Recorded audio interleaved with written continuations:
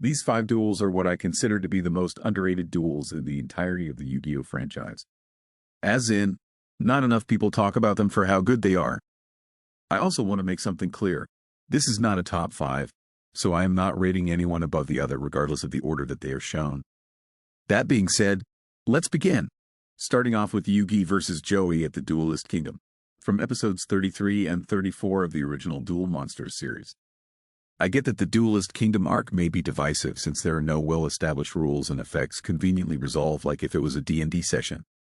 But what is so great about this duel isn't just that we get an epic but touching confrontation between Yugioh and Joey, but I also fondly remember how well Joey played it here, using the best of his cards at every opportunity he had.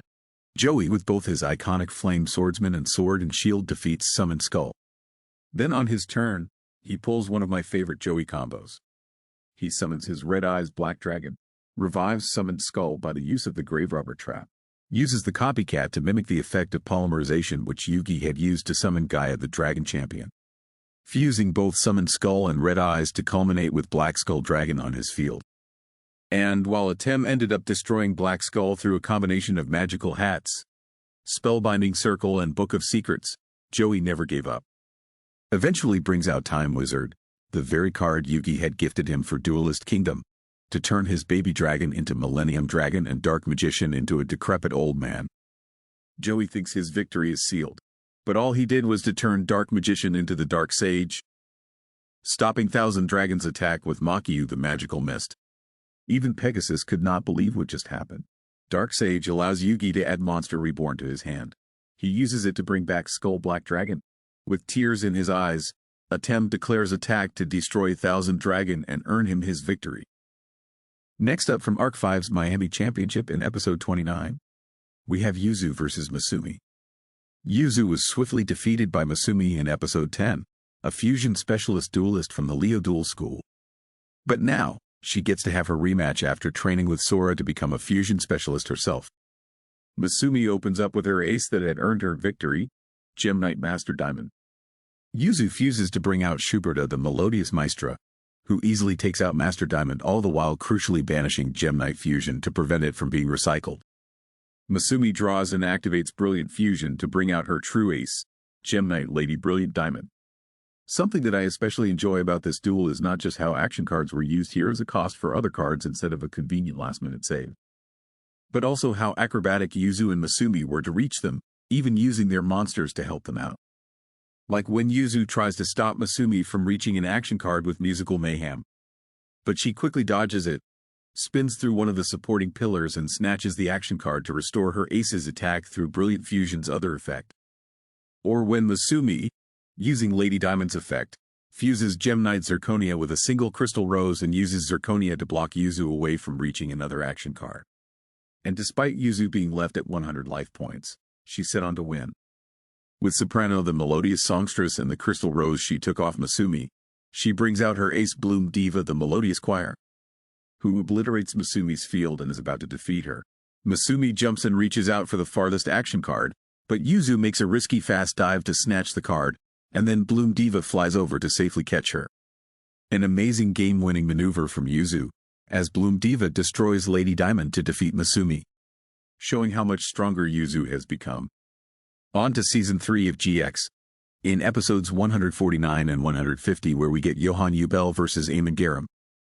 Ubel, after defeating or rather surviving against Hell Kaiser's last duel, encounters Eamon Garam at the top of the tower, sitting on the throne, and claiming that he will defeat Ubel to become the king of this world. It is an incredible battle of powerful and terrifying fiends. The 3 sacred beasts are truly known as the 3 phantom demons against the Forbidden One himself, Exodia.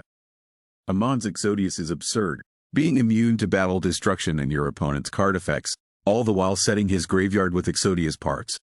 And when all 5 are in the graveyard, Exodia's win condition triggers as if they were in his hand. Alone, the Phantoms cannot win. But the same cannot be said about their combined form, the Chaos Phantom Demon Army tile. Using its second effect to move over to Amon's field and banish all other monsters during the end phase. And then returning back to Ubel. Exodia, for now, is lost. But Eamon himself is not lost. Echo is still with him, telling him to be brave. A brave king, and he does so. He builds his fog castle, brings out the Fog King of the castle, and grants him his royal sword. The Fog King will win any battle, including against Army Tile. The Fog Castle will ensure that he will always survive at the expense of a monster zone. And the sword will make him stronger while granting an alternative win condition. Yugioh through Grave Squirmer disposes of the sword. Aemon brings down his castle. But in doing so he resets his Exodia win condition. Yugioh once again gets rid of his hand through hand destruction. But Aemon answers again, having backup Soldier and Feather of the Phoenix God ready to complete Exodia on his next turn. Yugioh, however, brings herself out through the anime version of Grinder Golem. Said Grinder Golem manifests itself through Echo, who despises Yugioh for the sake of her beloved Aemon. She attacks into Yugioh, and with it, Aemon is defeated and vanquished. Yugioh now sits on the throne, waiting for the arrival of her beloved Judai. Barian Onslaught is to me one of the best arcs in all of Yu-Gi-Oh! Episodes 51, 52, and 53 of Zexal 2 is one hell of a confrontation between the leader of the Barians Nash and the crazy brother of the Arclight family 4. Each of them take turns to bring out their insane boss monsters and demonstrate the powers that they can reach. 4 begins with his giant killer, but it is easily disposed by Nash's over 100 numbers. Silent Honor's Arc Knight. 4 uses Overlay Dark Reincarnation to take his giant killer back and then reveals his family's secret weapon. Rank up Magic Argent Chaos Force. He ranks up Giant Killer into Chaos numbers 15 Gimmick Puppet Serial Killer. 101 survives Serial Killer's first destruction effect, but not the battle. Nash, however, unveils the power of the Barians. Rank up Magic the 7th one, reviving his Arc Knight and ranking it up into Chaos numbers 101 Silent Honor's Arc Knight. A powerful monster that easily dispatches Serial Killer by taking it over. This monster is absolutely unyielding. Even with 4 bringing out his Heaven Strings and his Chaos form Devil Strings, Dark Knight with Nash's support survives through it all while healing Nash with its triumphant effect.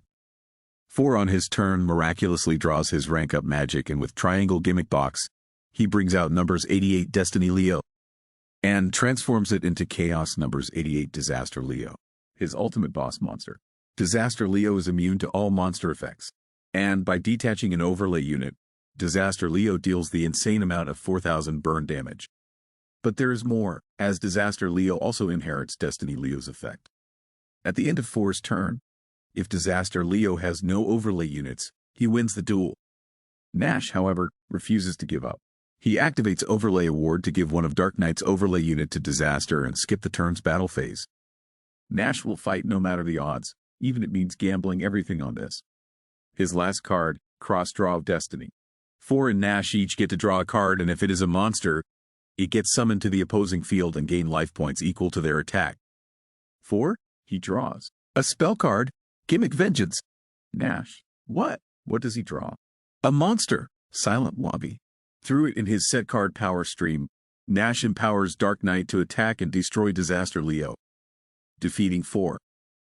4 realizes what Shark was trying to do, sympathizes with him, saying that once this is all over, they will both meet in hell.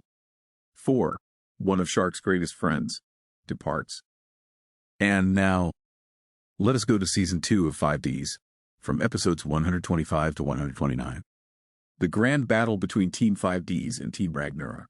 5Ds has many great duels I could have placed here, but I really wanted to talk about this epic 3-on-3, where every duelist on each team gave it their all. Team 5Ds may have won, but Team Ragnarok made them work harder than anything Team 5Ds have encountered in Season 2. Jack vs. Dragon, a confrontation between the frontal powerhouses of each team. Jack brings out his Red Demon's Dragon, but he is no match for the Polar God Emperor Thor. He attempts to go on the defensive, but it is for nothing. Jack revives his tuners and red demons through Descending Lost Star. He reveals his power, Burning Soul. Double tunes red demons to synchro summon his ace, Scar Red Nova Dragon, a devilish creature who shall stand to defy against this divine monster.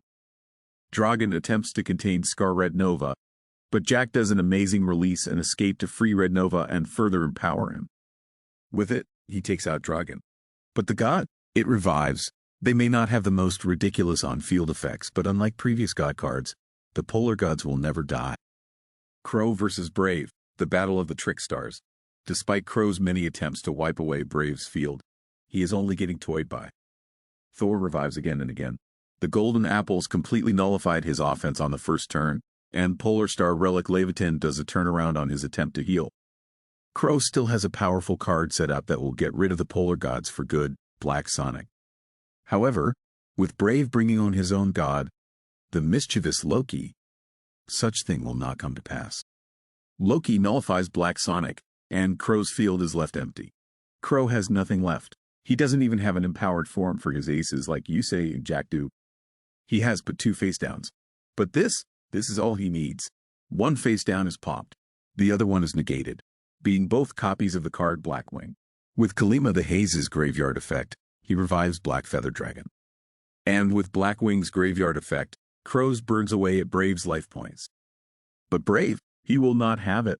He chains Dromi the Shackles of God to also burn Crow for his remaining life. Now, it is all up to Yusei and Herald. Yusei sets up a great defense with Cluster Pendulum and its tokens and Monster Chain. But Herald on his turn brings out the ultimate Polar God, Odin, using its effect to break through Yusei's defense. Yusei on his turn brings out Stardust Dragon and evolves him to Savior Star Dragon. He sets his card of Triumph. As soon as Herald uses Odin's effect, it will be all over for him. But Herald is clever. Using Odin's Eye, he negates his god's effect to reveal Yusei's entire hand and set cards. He sees what is going on, and on his next turn, gives Yusei exactly what he wants. Savior Star wipes away Herald's field, and as the gods are about to vanish through Wave Rebound, Yalahorn activates, protecting the Polar Gods and setting the eventual doom of Ragnarok upon Yusei in 3 turns. Yusei has to survive for now and find another way, but Herald continues to pressure him. Yusei risks everything in his mini-draw effects and eventually finds his answers. He cleans up his field off Herald's nuisances and brings out an empowered Shooting Star. With 3 tuners revealed, he destroys all 3 of the gods. One more tuner would have done it.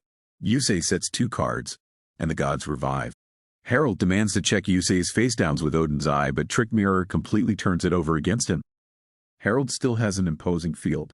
Odin attacks Shooting Star, who banishes himself to stop Odin. And it is when Yusei's new trump card is revealed, Zero Force, making the gods attack 0 on the removal of Shooting Star. Yalahorn in the end phase activates, but gods with 0 attack have no strength to show for its effect. Yusei overcomes these odds, and with Shooting Star returning to the field, he attacks directly to defeat Herald and bring victory for all of Team 5Ds. So, what do you think? Do you like any of the duels I mentioned? Do you also think that they are overlooked? Let me know all of this in the comments, as well as what your favorite Yu-Gi-Oh! Duels are. Like and subscribe if you haven't, as I want to reach out to as many people as possible. And as always, thank you so much for watching.